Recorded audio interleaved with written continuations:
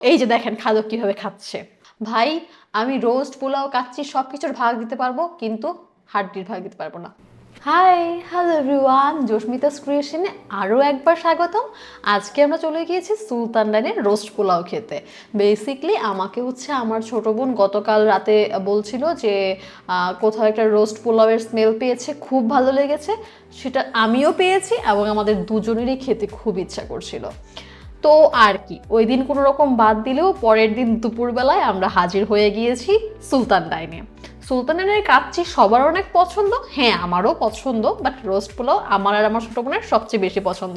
আমার বোন একেবারেই কাচ্চি খায় না, সো ওর জন্য অলওয়েজ বেস্ট হচ্ছে রোস্ট অ্যান্ড পোলাও।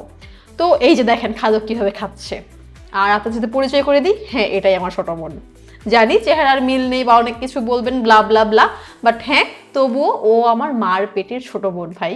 আর দেন এই যে আপনাদের আসল ফুড ব্লগার চলে এসেছে, আমি জস্মিতা।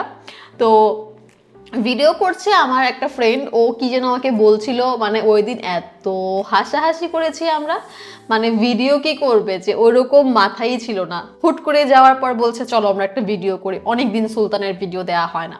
তো ওই তো, আর অ্যাজ অলওয়েজ সুলতানের রোস্ট পোলাও বেস্ট এবং খুবই মজা, আমার অনেক পছন্দ। হ্যাঁ আমি একটু ট্রাই করছি ডায়েট করার, আমি জানি আমি একটু মুটিয়ে গেছি, বাট এটার লোভ সামলাতে পারিনি গাইজ, সরি। ওকে ওকে ওকে, তো রোস্ট পোলাও খাওয়া তো শেষ, এবার চলো আমার হাড্ডি খাওয়া। ভাই আমি রোস্ট পোলাও কাচ্চি সব কিছুর ভাগ দিতে পারবো, কিন্তু হাড্ডির ভাগ দিতে পারবো না, সরি, টাটা।